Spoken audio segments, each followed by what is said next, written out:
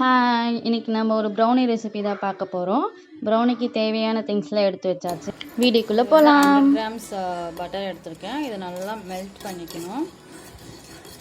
ரொம்ப சூடு வேணாம், லைட்டாக butter melt. Dark chocolate add பண்ணியிருக்கேன். ஸ்டவ் ஆஃப் பண்ணிவிட்டு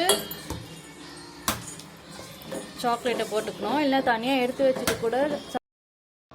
இது வந்து 3/4 கப் மைதா எடுத்திருக்கேன்.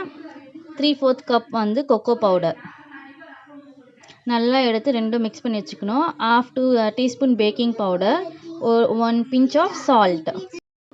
நான் வந்து மெல்ட் பண்ண சாக்லேட்டில் வந்து 1/2 கப் ப்ரௌன் சுகர் ஆட் பண்ணியிருக்கேன். நல்லா வந்து ப்ரௌன் சுகர் மிக்ஸ் ஆகிற வரைக்கும் நல்லா விஸ்க வச்சு 1/2 கப் கர்ட் எடுத்திருக்கேன். தயிர் வந்து நல்லா கட்டியான தயிராக எடுத்துக்கணும். இந்த சாக்லேட் பேட்டரை இந்த மைதா கூட மிக்ஸ் பண்ணி நல்லா கட் அண்ட் ஃபோல்ட் மெத்தடில் மிக்ஸ் பண்ணிக்கணும். இந்த பேட்டர் கூடயே கட் பண்ண பாதாம் இருக்குது, அதை போட்டு மிக்ஸ் பண்ணிக்கலாம். ஆயில் அப்ளை பண்ணி பட்டர் ஷீட் போட்டு நம்ம பேட்டரை இந்த டின்னில் ஊற்றி ஒரு ஸ்பேட்சில் வச்சு நல்லா ஈக்குவலாக நம்ம பேட்டரை பண்ணிக்கலாம். இப்போ டெக்கரேஷனுக்கு இந்த பாதாம் மேலே போட்டுக்கலாம். 10 மினிட்ஸ் ப்ரீ ஹீட் பண்ணி வச்சுருக்கேன். இதில் இந்த பேட்டரை வச்சு ஒரு 25 to 30 மினிட்ஸ் வரைக்கும் நம்ம வெயிட் பண்ணணும். ஒரு சைடுக்கு நல்லா வெந்திருக்கு. வேணா பாருங்கள், இதுமாரி ஒட்டாமல் கத்தியில் எல்லாமே எதுவுமே ஒட்டாமல் வரணும்.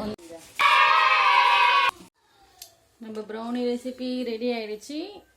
நல்லா சாஃப்டாக இருக்குது. சாப்பிட்டு பார்க்கலாம்.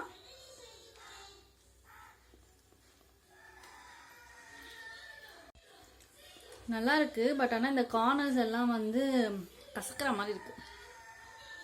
இந்த கார்னர்ஸ், இந்த 4 கார்னர்ஸில் மட்டும் கசக்கிற மாதிரி இருக்குது. பட் ஆனால் உள்ளே வந்து நல்லா தான் இருக்குது. ஸோ இந்த வாட்டி ப்ரௌனி ஃபெயில்ட் ஆகிடுச்சு.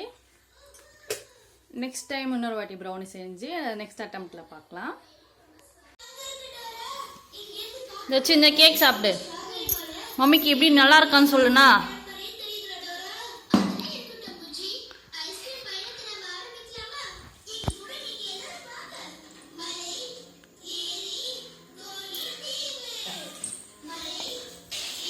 என்னம்மா, எப்படிம்மா இருக்கு? நல்லா இல்லையா? நல்லா இல்லை.